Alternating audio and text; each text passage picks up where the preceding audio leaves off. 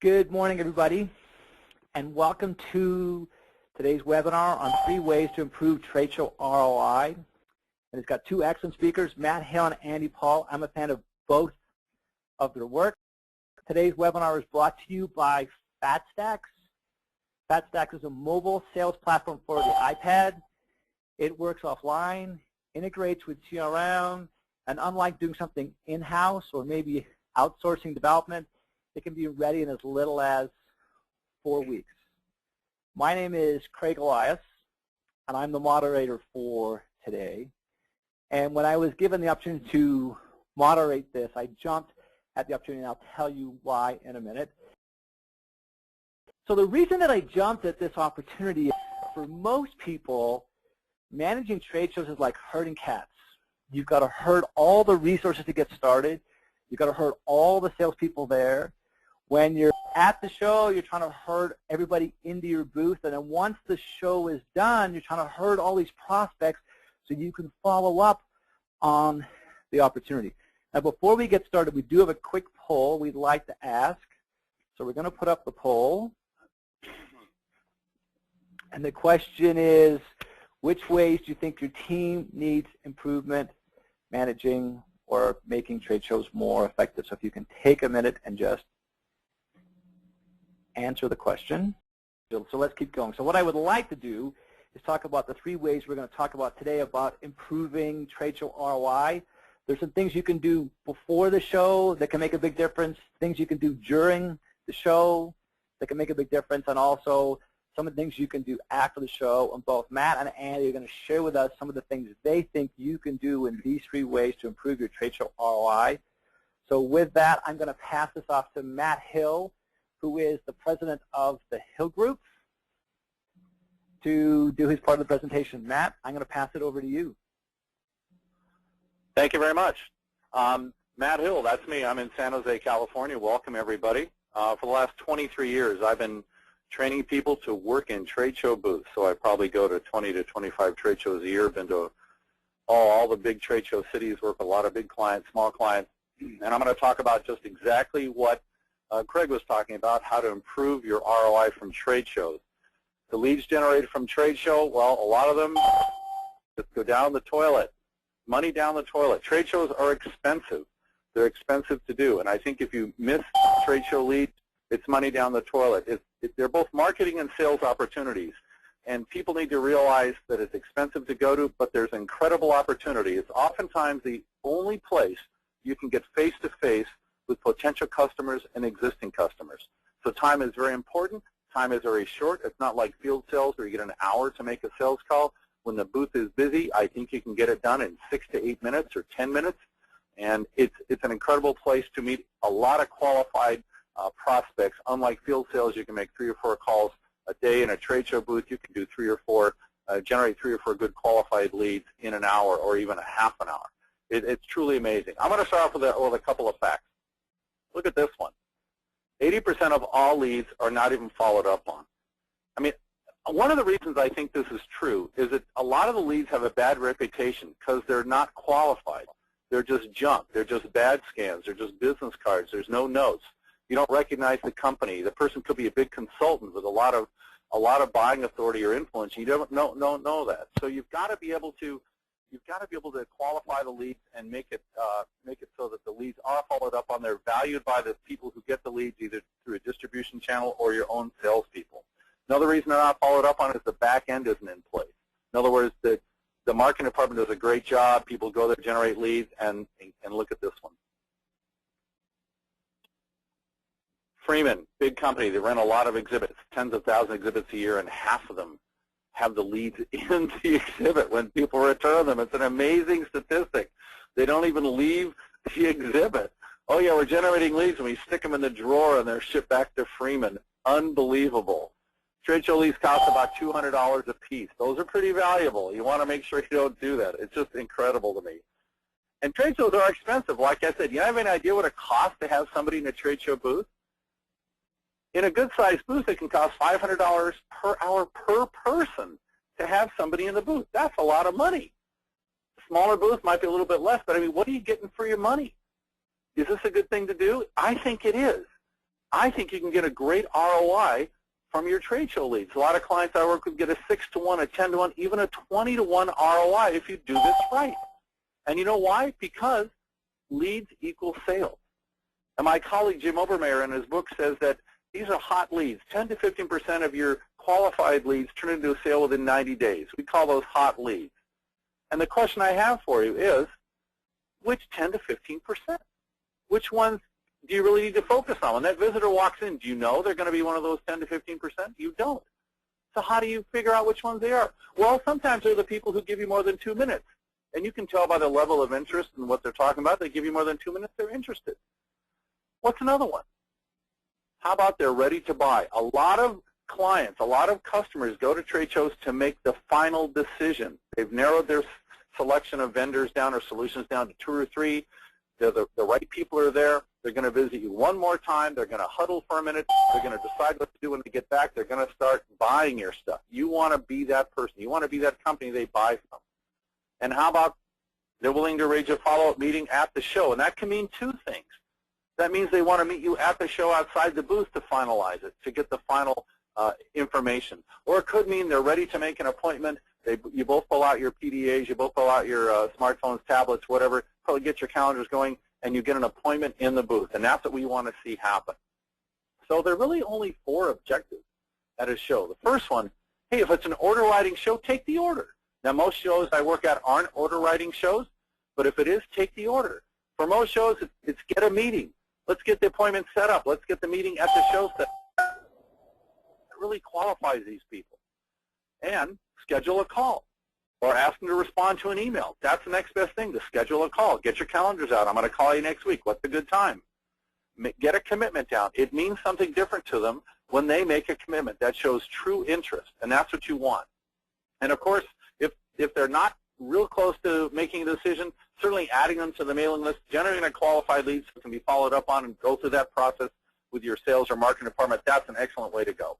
So before the show opens, what should you do? Have some questions ready. I don't want you to figure these out halfway through the show. I don't care how many trade shows you work. Everyone's a little bit different. You probably only do it 2 or 4 or 6 times a year. How good are you at it? Are you like the professional athletes who warm up before every important game and do basics? Are you like performers, professional performers who warm up their voices, their bodies, they rehearse their lines? Do you rehearse it all? The people who are best in the world at what they do, athletes, performers, they do this. I want you to do that. I want you to be the best booth staff on the show floor. Have some questions ready. Start with some warm-up questions. What kind of business are you in? That's a conversation starter. People love to talk about that.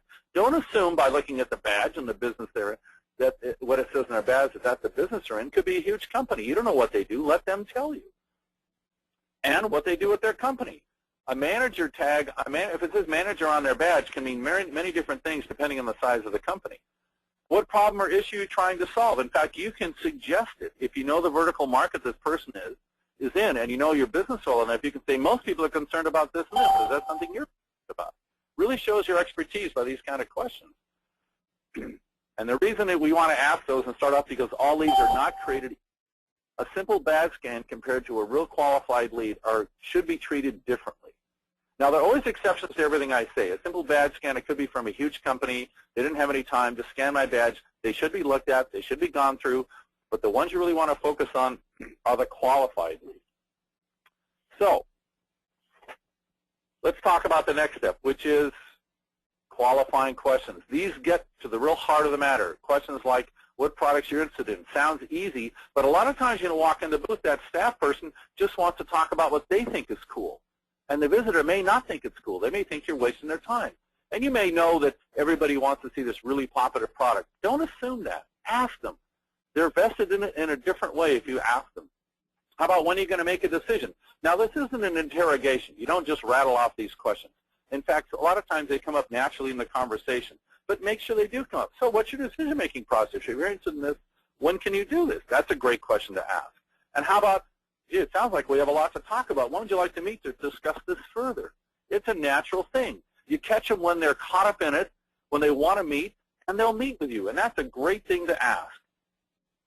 When would you like to schedule a call? That's the second best thing. Some of them can't meet right away. They want to schedule a call. They want to, get an email from you, and that's okay too. But you know what? If you do these things, you're going to differentiate yourself from the rest of the vendors on the show floor, from the rest of the exhibitors. And you're going to ask all these qualifying questions because you want to generate good leads. Because when you hand them off to sales, because that's what marketing does, hands them off to sales, you know that salespeople love unqualified leads. I mean, I used to work at Xerox Corporation. I'd get this big stack of leads, and I look through them, and they go, these are all garbage. So I wouldn't follow up on any of them because they're a waste of time. So you need to build up the reputation of your leads. You need to make them golden for these people. You want your salespeople and your distribution channel to look at leads differently. And you can start now. Start giving them really good leads. And that also means you have to have some way to collect the leads in the booth. At the end of this call, you're going to hear more about FatStacks. This is a screenshot from their device running on their software running on an iPad. But you want to use a device that's easy to use. You don't want to fumble around with it. You want to make it simple for the visitor to do it too. You can do it together. There's lots of tablet solutions out there. I want you to check out FatStacks at the end. Pick the one that works best for you. Make it easy, make it simple, and it shouldn't be 5 minutes. And when you ask somebody to go through this, it should be quick. You say, hey, let's do 30 seconds. I need to fill out my lead form. You can say that. They know why you're there. You can take the lead. And we'll talk more about that later.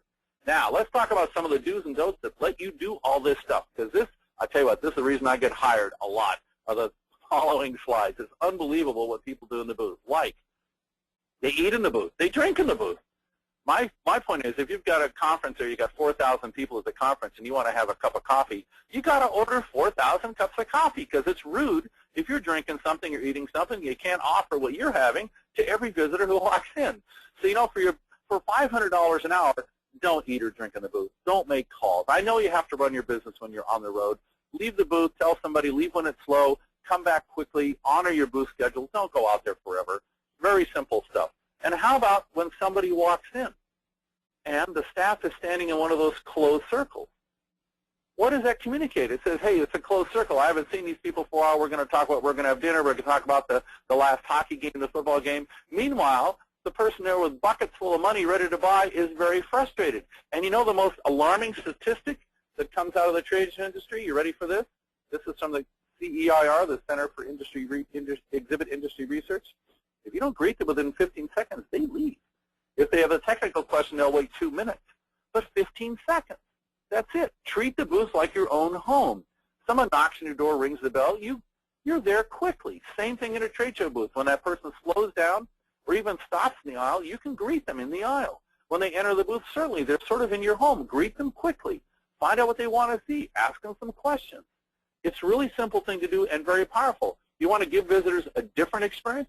You want to give visitors a memorable experience, something they won't get at any other exhibitor? Do this stuff. And when you get to your questions, set the agenda. Get commitment on things like what they want to see. If you have multiple products and services to show in the booth, you've asked them questions, you can say, well, sounds like we should go see this and this and this. And they go, yeah, that sounds good. Well, that should take 20 or 30 minutes or 10 or 15 minutes. You know how long it takes to see all these different products and services. Tell them how long it's going to take. Manage their time expectations, especially when the booth is busy. If they think they're going to get 40 minutes of your time, and there are always exceptions. The biggest customer, yes, they get 40 minutes. But if they think they're going to get 40 minutes and you can do it in 10 minutes and you dismiss them after that, they think they got ripped off 30 minutes. That's not how you want them to feel. Manage their time expectation, get agreement, set the agenda, and make sure you include, and we'd like to generate a lead. They know why you're there. That's fine. They'll expect it. You get commitment on that, and you're ready to go. Another good point, look at this one. What they remember about the presentation is the woman's hair and the bagel served in the booth, and that's because the presentation was canned. And it's like a tour guide at an amusement park or something. I used to do that, by the way. And they say the same thing over and over again. You want to give them a different experience, give them a memorable experience? Focus on what the visitor wants to see. And the sales research I've seen says that people will buy virtually anything when you can fulfill 2 or 3 good needs, not 8 or 10. That's feature stumping. Don't do that. Translate for the visitor what the value is in each of the 2 or 3 things you're going to show. Let me show you this. Most people like this because da-da-da-da-da. Is that true for you? Get them involved in the demo. Make it specific to them. All you're trying to do is to get an appointment after the show. How long does that take? 2 or 3 things? That's enough to raise their interest where they're going to give you an appointment. And when it's all over, one of the key skills I teach is dismissing unqualified visitors. Dismissing also visitors when it is all over, and here's a technique, and I've got a pretty funny cartoon there. Even for the most qualified visitor, your biggest client, at some point it's over, from Sales 101, to start the dismissing process, you summarize. Hey, great, I'm really glad you came by. We talked about this and this and this. We got an appointment set up for next Tuesday. Thanks for stopping by. Have a great show. And for those people who are not qualified, you got a friend who came over, you got somebody who's wasting your time, or somebody's trying to tell you something, interrupt them politely. Go, hey, I want to interrupt you quickly, but because I do have to work with these other people, but thanks for coming by. Have a great show. And there's one other tip I want to give you. The only way you can talk to more people in a busy booth is to have, or there's two ways, shorter conversations or work with more than one person at a time.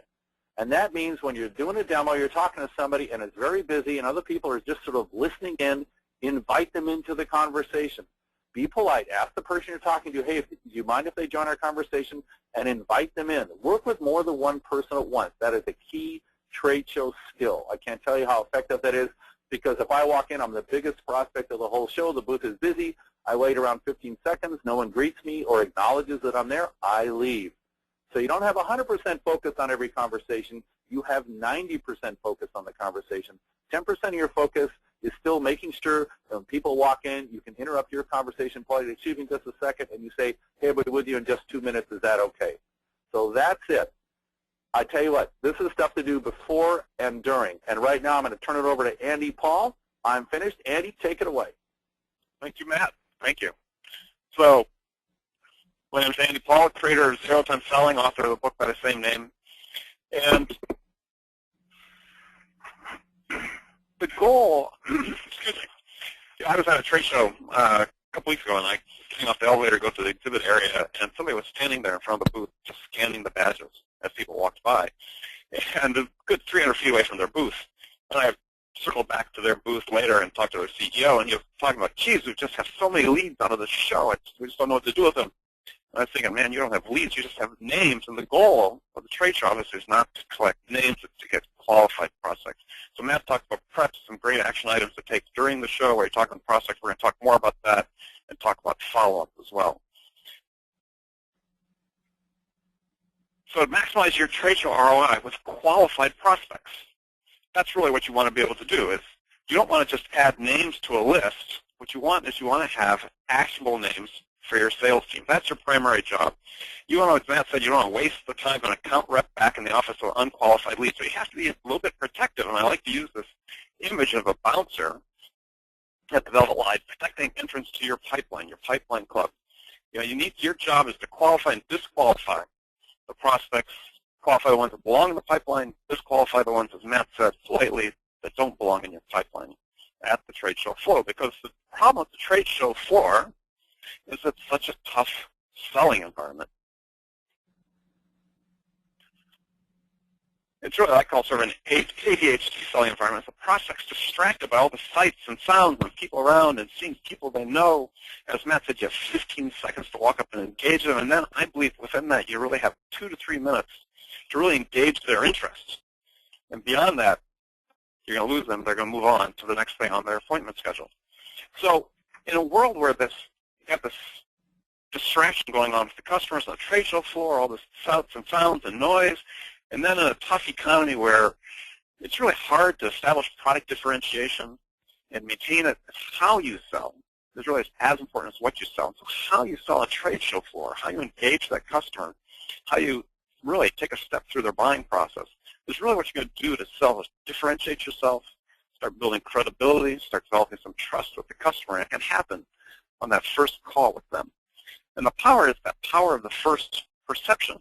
You know, because then the show floor, I keep juxtaposing those, on the show floor, as well as in selling in general, you can win or lose a deal right at the start. You know, within the first 30 seconds, within the first minute, the customer, they're forming opinions based on how you interact with them and the information providing them. So your interest is to keep the customer interested in talking to you. And you have to think about this, is every time you talk to a customer on a trade show floor, as well as in life in general, is they're judging it. You know, that interaction either going to have a win or a loss. You know, if it's a loss on a trade show floor, you've got those 2 to 3 minutes to incur their interest. then you're going to lose that opportunity. They're going to leave the booth and go somewhere else. So what you want to do is make sure that you make the interaction about the customer and not about you. Because really the first perceptions are their reality. Are you professional as the person on the left, or are you the unprofessional person on the right that's hogging their time? You know, chances are, that as Matt said, sometimes the customer is coming and they don't know what you do. The first question is, what do you do? But oftentimes, you know, they've pre-selected who they're going to visit. They've talked to the salespeople. They're showing up at the booth to help make final decisions. And if the perception you make to the people in the booth is that you're hogging their time, then you've wasted all the prior effort that went into it. So the first perception is really the crux of the matter in terms of building credibility and trust. So the way to accomplish that, and one of the first tips we're going to give you specifically with how you engage the customers is to sell with Milt. Now this is a character you see here is a character in my book, Zero Time Selling. Milt, or my co-author. But Milt's an acronym that stands for Selling with Maximum Impact in the Least Time Possible. If you have 2 to 3 minutes or maybe as much as 5 minutes to engage the interest of the prospect on the show floor, you have to be thinking, what can I do? What can I say? What can I sell in a way that has maximum impact to create value for the customer in that short period of time I have? And if it's a customer that, as Matt has pointed out before, is narrow down their selection of vendors to 2 or 3, do you want to start off with your long company history? No. Do you want to give a complete overview of your product set? No. You want to help the customer make sure they understand their needs in the context of the solution that you're selling. So, as Matt talked about, is again, times you need to have an elevator answer, it's a short, quick pitch to give somebody to say, okay, this is what we do. It takes 20 seconds max, and then you move on to finding out what the questions are the prospect has. I think there are really 3 important questions that you're trying to ask the customer when you're on the show floor. One is, why is the solution that we're offering relevant to you? When they provide the answer, they're really defining the questions that they're trying to answer. The second, you want to ask them, what's changed in your business or what's changed in your business world that now makes this urgent for you to find a solution? Because now they're addressing timing, they're addressing need, addressing the urgency. And then the third question really is, back to what Matt talked about, the agenda is, what did you come here to learn today? Because there, again, you start setting the agenda for what you're going to be telling them. The customer is in the shopping phase when you're talking to them, right? So estimates are that customers and prospects gather 50 to 70% of the information they need to make an informed purchase decision before they're really engaged with a salesperson. Now, part of that process could be going to trade shows and meeting with vendors. So when they come to visit your booth, they really have questions. That's how you look at it. They have questions. What they're really looking for are answers. It doesn't mean that necessarily to get and start before you start at the beginning of the sales process, you work your way through. You define the questions are, provide the answers to them in the shortest period of time, because that's what your prospects want, is they want to make informed purchase decisions in the shortest time possible. And really, the first seller with the answers wins. That's really fundamentally what selling is about. It's about questions and answers and your relationships you have with the prospects you develop based on first perceptions, based on how responsive you are to them in providing the answers that they need.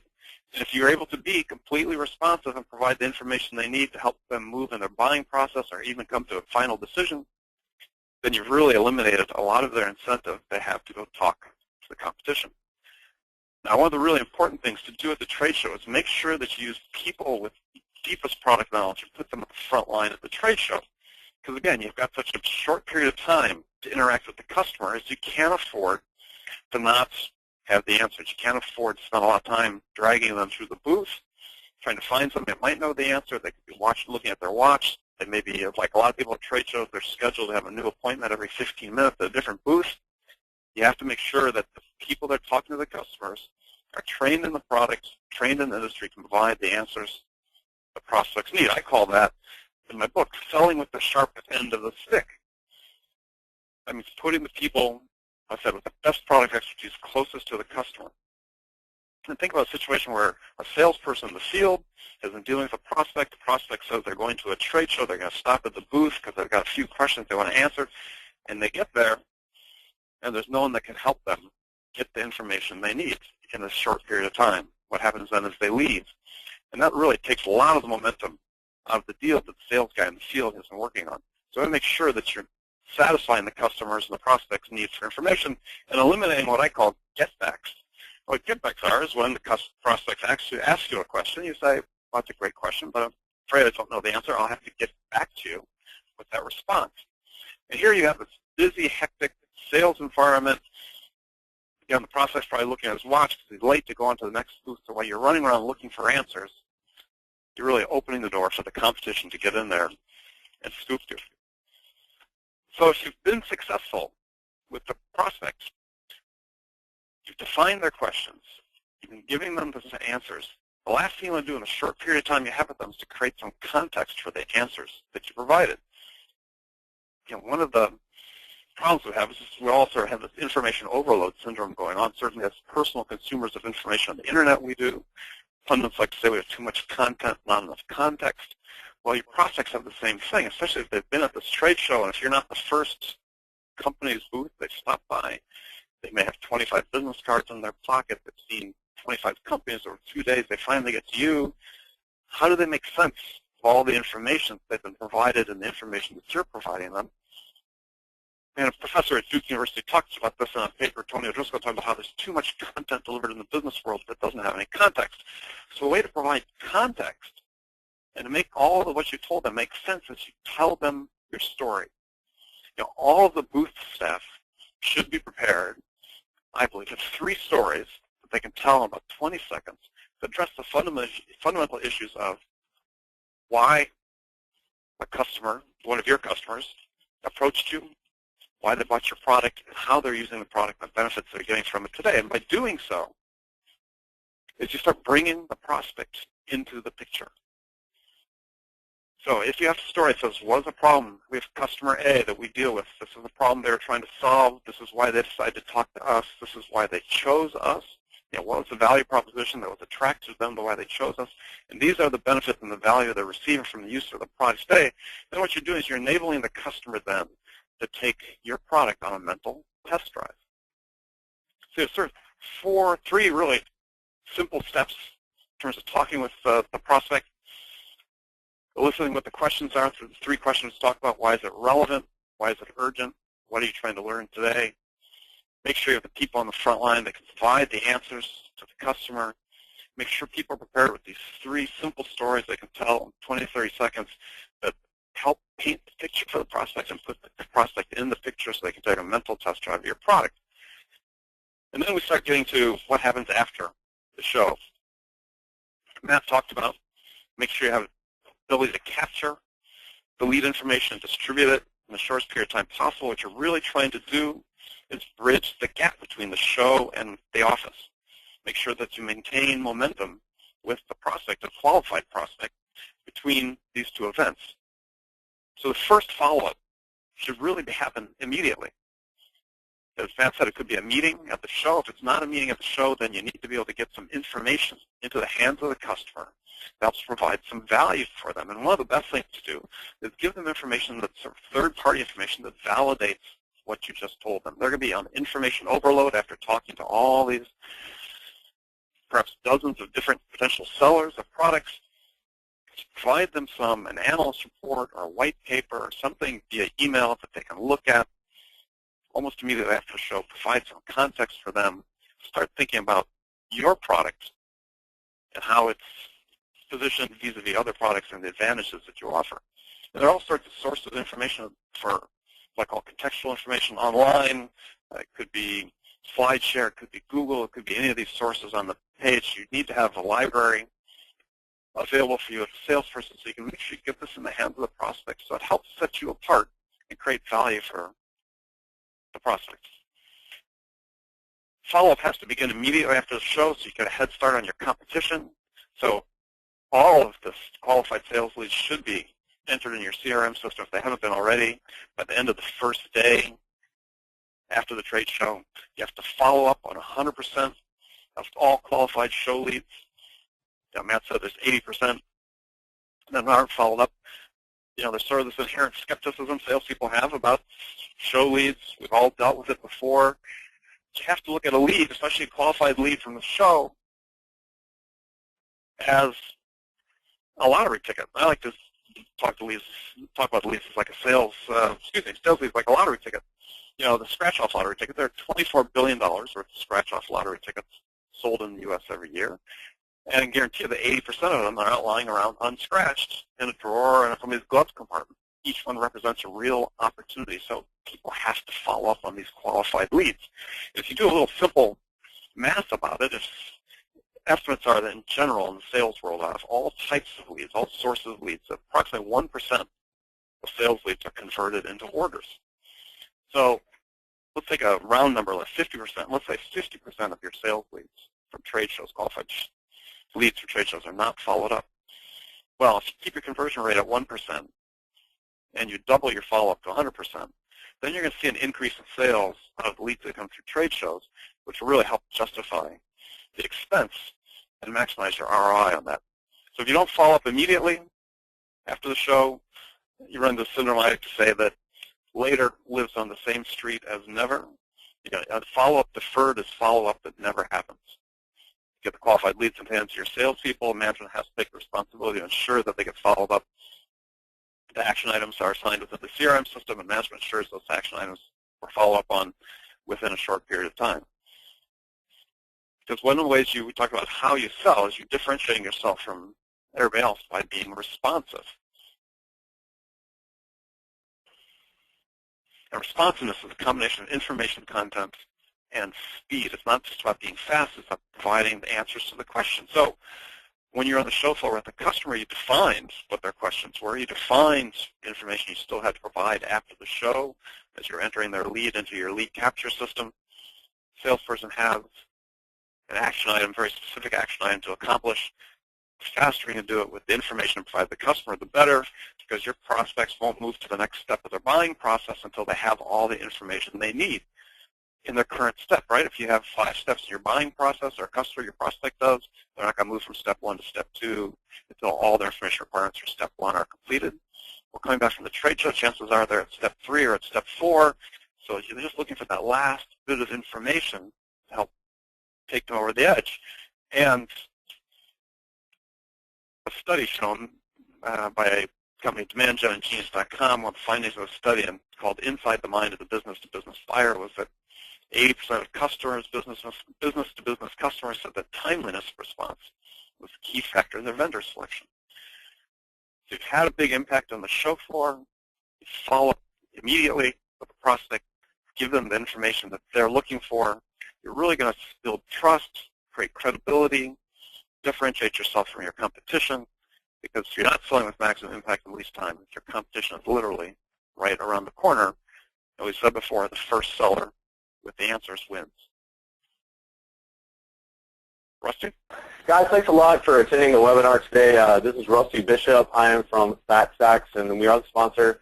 Normally, this is where you get hammered with a sales pitch, but what I'm going to try to do is kind of show you guys how some of our customers are using the iPad to qualify leads at trade shows, and to give you a couple pointers on what we've seen out there with how to make iPads more effective for your sales team and marketing team in a booth. So very quickly, I need to tell you a little bit about what FatStacks is. It's an off-the-shelf mobile sales solution that makes it really easy to share your product information and collateral with your customers. What we do is we work with our customers to take their catalogs, their brochures, all that critical information, push it through our cloud servers down to iPads for their sales force and their marketing team. You can then use that to show your product information to your customers either at the trade show or during your normal course of business throughout the year. Meantime, we're sending information back in the form of analytics and customer information into your CRM back to your company for those customers at a later date. One of the things that happened right off the bat is our customers started using our application and their iPads at trade shows to qualify their customers. And so that's one of the reasons I wanted to invite Matt and Andy and to talk to you guys today, because I think it's pretty important that trade shows are a great place to qualify leads. And a couple of things that really stuck out to me from their conversation and what they've been talking to you guys about is the number 80. That's the percent of trade show leads that are not followed up on. And to me, that's a pretty amazing number.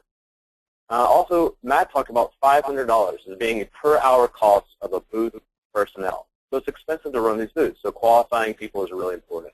And finally, 95% of customers are going to choose the seller with the best content.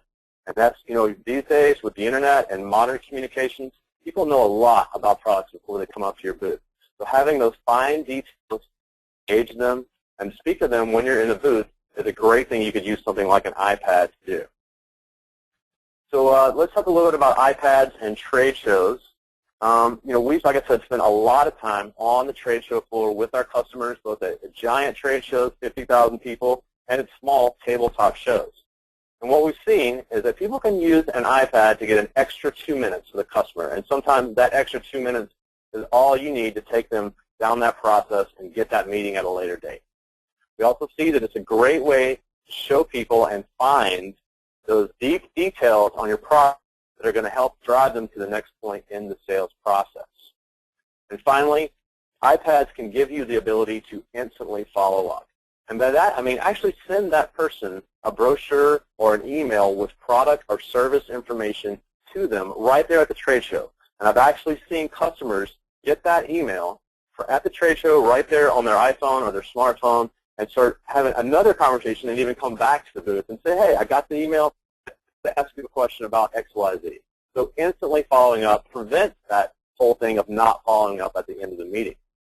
So now I'd like to take you through a couple of different we've seen where iPads can be a problem. We've seen where iPads can be great when you're at the trade show. So think about before the show, and this is something we talk about, prepping before the show. And so one of the things I would suggest is use a familiar tool. Now when you give iPads to your sales team in the booth, you really hope that they're going to be looking like this guy. They're well-dressed, they got their iPad, and they're ready to make a sale. But what you see more than often not, if they're not using a familiar, they're going to look more like this guy. They're really confused, they're staring at the iPad. Your best customer comes by the booth on day 1, hour 1. They fumble around with the iPad, they're not able to find those details, that deeper information to engage them. What happens is the iPad goes back in the bag or in that little box at the back of the booth. It doesn't get used for the rest of the meeting, or they're scared to use it, and you also probably lost the sale with your best customer. So using a familiar tool, like our customers use FatStack every day of the year with their sales process, then they go to the booth, they're very successful. Okay, so let's talk about during the show. So, and if you're like me, one of the things I've seen over and over again at shows is the internet connection is absolutely pathetic. Even if there's maximum bandwidth, there's a ton of people hitting it, whatever cell carrier you're on, those kind of things. So what you want to be able to do is use something like an application on an iPad so that when your customer comes up and asks you a question, you're able to answer those questions without relying on the internet to visit your website or to pull down information. And that way you can engage, find, share your latest product information with them to qualify them during this process. So again, internet can be a major problem when you're thinking about something like an iPad at a show. The next thing that may happen at the show is just enter your CRM. The reason is because your customer comes up and he says, yeah, that's the one I'm interested in. Let's talk about that. If you can match that hot lead, again, that 10 to 15% that are ready to go, services that they're interested in, that will increase and decrease your sales cycle and make it faster. So taking that information directly from the customer into an iPad and then pushing it into a CRM like Salesforce, Dynamics, those type of things, a great way to make sure you're going to follow up because you have matched them to the products and services they're interested in. Finally, after the show, these guys have hammered on the point of follow-up. A great way to using iPads out on the trade show floor, you show them a product, and then you send them an immediate email with that product information in it. And this is, of course, a screenshot of our application here where you can actually send them an email on the spot with some information about how to order it, how to visit that product page on your website, how to download a brochure to learn more. So they're actually, again, matched to those products that they're very, very interested in buying and that will fill their needs. So finally, I'll just give you a quick couple words about the FatStack platform. It works completely offline so that everything you want to do on the trade show floor will be there and ready for you to show your customers. We're integrated with CRM systems like Salesforce, so you don't have to do any plugging in at the end of the meeting. And like Craig said, we can deliver this application in about 4 weeks. So there's no need to do any crazy programming or making an app on your own. You can come in, put your products, brochures into our platform. In 4 weeks, we'll deliver you a branded application that your team can sell your products with. With that, I'd like to see some action, follow this URL for the demo. It's bit.ly/fatstacks-demo. Or you can just download our application from the Apple App Store at bit.ly/sales-app and take a look at it for yourself. And I'd be happy to walk you through it. So with that, I'll turn it back over to Craig. And thank you guys for attending the seminar today. And especially a big thank you to Matt and Andy for all their instructions and their ideas on making trade shows more effective.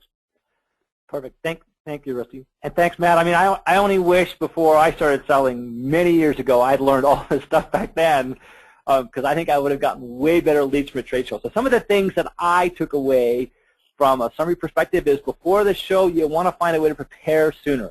So whatever tools you're going to give people to trade show, give them to them before the show. Before they get there, I think it's important to understand what are your objectives. Matt gave us 4 different objectives to think about. When you get on the floor, what's the objective? The other thing I heard from Matt was rehearse or practice, practice, practice. Some of the best leads happen on the first day of the show. They haven't talked to any of your competitors yet. And if you're not prepared sooner or better, the hard part is you make the mistakes on the first one and they go talk to your competition. You missed the opportunity. During the show, some of the things that I heard, don't assume what somebody wants. Have a conversation with them. Set their expectations. Qualify somebody. So when it comes time to follow up, you know who you're going to follow up with. And then if you can, arrange the follow-up at the show, whether it's a meeting or a call after the fact, a demo. And you want to, if you can, do that again in the booth, then and there. After the show, the things I took away was any of your lead generation stuff at the show, you want to try and find a way to put it into a CRM tool right away so there's not this lag between the show and when somebody gets the leads. You want to follow up at the show. So if someone has some interest, find a way to send them an email, because I'll almost guarantee you the piece of paper you gave them, by the time they're done the show, it's in a stack with everything else. They don't get that many emails at the show. And from Andy's perspective, for me, it's follow up with 100%. Some way you want to make sure those 85% that's left over, you still want to try and find a way to follow up, because you know that in there will still be some golden nuggets. So we're going to put up a poll quickly. So if you have interest in being contacted by either Matt, Andy, or Rusty, if you've got some very specific questions, just say which one you'd like to be contacted by. We'll put that up quickly. Then we have some Q&A. So some of the statistics that came out of the first part was that 44% of the people that answered the first poll said all of the above. They need to do a better job of preparing, executing, and following up. And then 56% said follow up on their own. So the way I read that was 100% of the people said follow up is one of those problems. Now, for those of you who would like a copy of the presentation will be sent out with the recording probably sometime tomorrow. But what I'd like to do now is start with some Q&A. So if we can close the poll, I will move to the next slide where everybody's contact information is. So some of the resources, the bottom right-hand corner, if you want a demonstration of the FatStacks product, there's a link to go get it. If you want to learn more about zero-time selling from Andy, there's a link there. And Matt has a list of trade show secrets that he's put up, and there's a link to go get that. So here's some of the questions that have come up. The first one I wrote down is, when is the best time to scan a badge and get the lead? Matt, do you want to take that one first?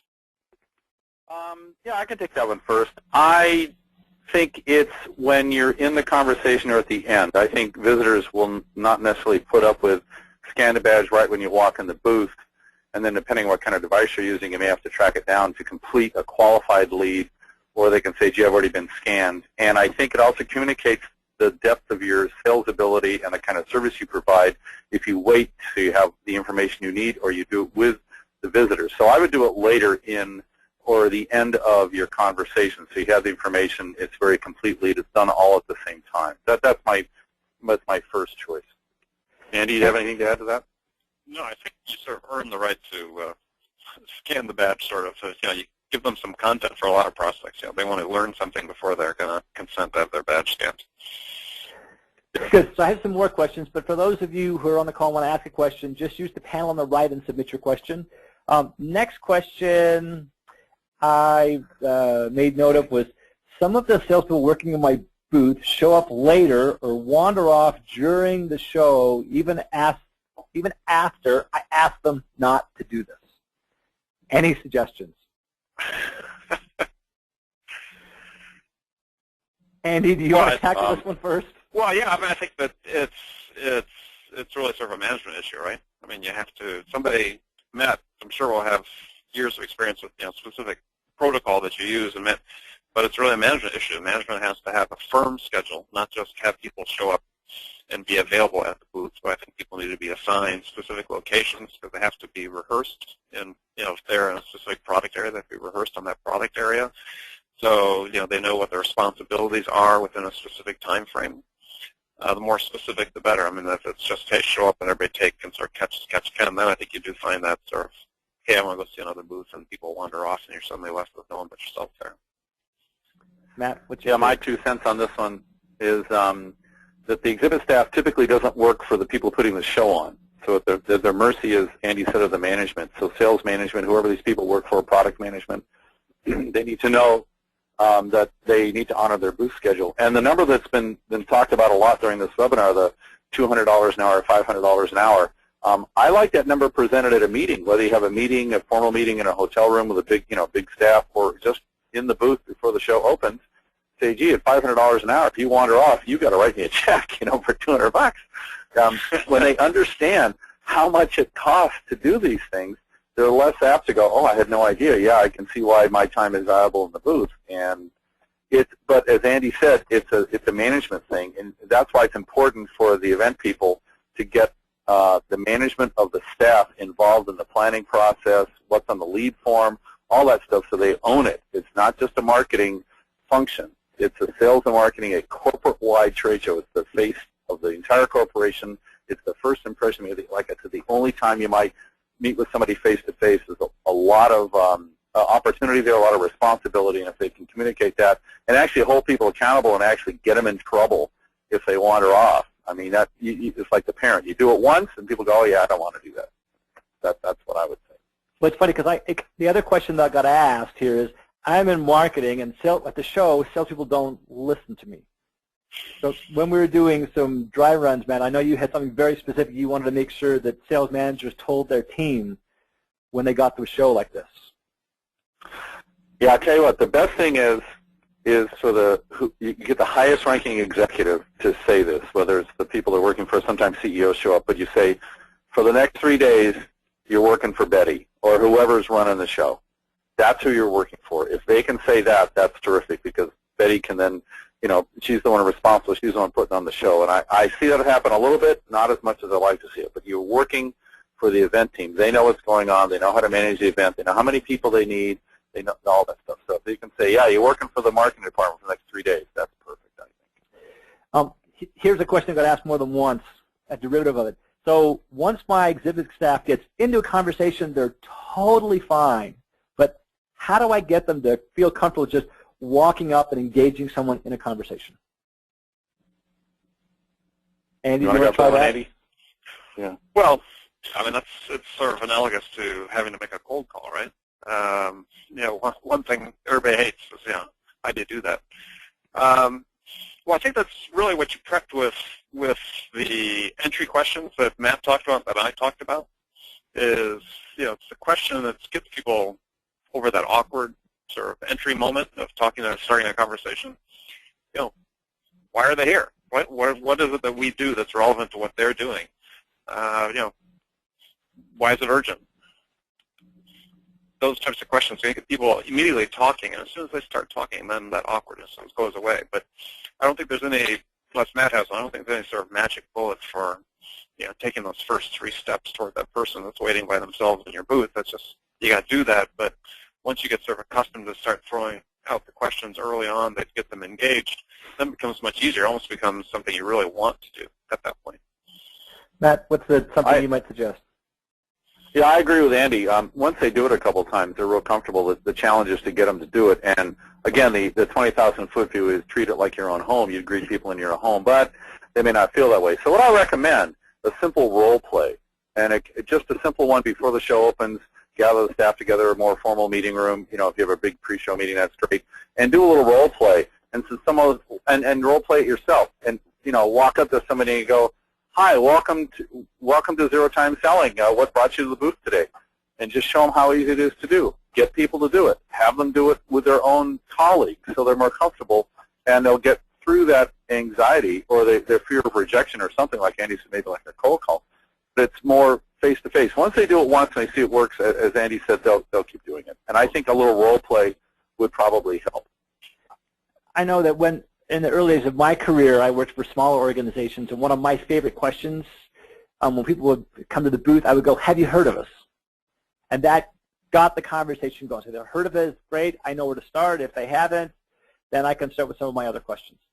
Well, I think the other perspective, just to close out on that, is to train people in that I find it useful, is to say, well, this is, I made the analogy to a cold call, but the real difference is people are there because they want to talk to you, right? Unlike sort of a cold call, which if it's truly a cold call, but the customer's not aware that you're calling them, and they don't give you any time. Here, specifically, people are there to talk to you. As long as you sort of help train people to understand that they want to be approached, it puts a different spin on it for people. Yeah. So I had a question lined up, but I have one from Joseph, which I think is very valid. The question is, what are your thoughts on giveaways and videos at the booth? So let me just break this into two parts. What are your thoughts on giveaways? Because giveaways, for the longest time, people were giving away iPads. So, Matt, what are your thoughts on giveaways at the booth? My general thoughts are, don't do it unless you're new to the market, new to the show. You want to get people, you're going to use that to get people to your booth. If you do a giveaway, research says the two best giveaways are still pens and mugs. They have your name on it, something practical, something tied back to your booth. And when you're managing the giveaways, make sure that you ask a few questions. Hey, can I have a pen? Just don't give them a pen. Go, yeah, I'm happy to. You're familiar with our company. Tell me, you can actually find qualified leads when you do it. So giveaways judiciously used are good. If you're a market leader, if it's a small show, you probably don't need it. I mean, if they're there just for the giveaway, we call them booth beggars or trick-or-treaters. They can waste your time. And so that's, in general, what I think about giveaways. Andy, what's your take? Yeah, I agree. I think that unless you're really trying to make a name for yourself, you're at CES and you're a brand new consumer electronics product, if you want to get a buzz going, then yeah, you give away an iPad and you get 1 million people come by and drop off their business cards. But otherwise, I don't think it benefits you at all. Because most of those people that come by for the giveaway, as Matt pointed out, they're not there to engage, and they're not going to give you the time of day to engage. They just want to drop their card in a bowl. Yeah, and here's something that I found. I found that, I just went to a show on the weekend. It was a garden show, so it's not exactly the same as the business-to-business shows we're talking about for the most part. But what happened was there were some people giving away rain barrels, and everybody's going to want a rain barrel. And it had nothing to do with the product or service of the person who had the booth. And then I found one guy who was a landscaper and also did lawn cutting, and he was giving away a free season of lawn cutting. And in the conversation, what I found interesting was that he's giving away the free lawn cutting, so he's figuring out who at the show wants to have their lawn cut. He's getting them all in this competition or contest. He picks a winner, and now he's got a list of people that would like to have their lawn cut, and he can do all his follow-up after the fact, after the show, with those people who are more qualified because they're the ones that actually want their lawn cut. Mm-hmm. So I found that really interesting.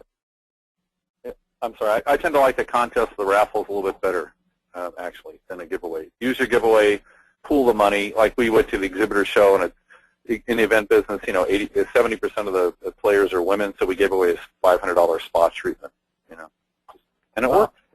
Yeah, it worked. So a couple of questions about booths. So here's a question. I've got a 20 by 20 booth. How many people should I have staffing it? Before we do that, was it the other part of that question about videos or something? Videos, yeah. So let's talk about the videos. So I was going to do that one last as my last question, but let's go ahead. I'm sorry. Go ahead. Well, we can talk about the booth one. Yeah, let's do that last. Yeah. So I'm going to take it for last because I think it's an interesting question. It's a good way to close. So okay. How many people should I have at a 20 by 20 booth? The rule of thumb is one staff person for 100 square feet of open space. So depending on how much property your booth takes up, But at 20 by 20, you can do it with 4 people.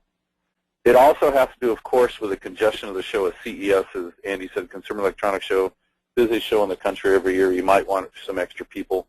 The 10 by 10 booth, that says 1 person. No, you probably need 2. You could do 3. If you do 4 at a 10 by 10, I mean, that's crowded. You got to send people off on a walk. So the general rule of thumb is 1 person for every 100 square feet, or if your booth gets bigger, 1 person for every open. In other words, no structure on the 100 square feet. Okay. And I think on top of that, then you also, and maybe you're factoring that into your calculations, Matt, but you need to include your rotation, right? I mean, how long are people going to stand? You know, people need to take breaks, they take lunch, so your net staffing may actually be a little bit higher than that. Yeah, you might have an extra person. However, when it does slow down, it slows down for everybody. So you might be able to release somebody and still keep not have to bring an extra person in. It depends on the show. You know, if it's constant. Most shows aren't. There's up and downs, you know, lunch or big keynotes going on or something. You can plan for that.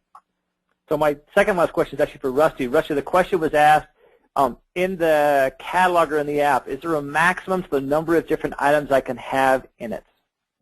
The short answer is no. The largest catalog we've built to date has about 25,000 line items in it, and there's really no maximum. I mean, so far we've seen. I mean, I'm sure if somebody pushed us to the max, you know, hundreds of thousands, we're going to have to do some work, but to date, our largest customers pushing the 20,000, 25,000 range.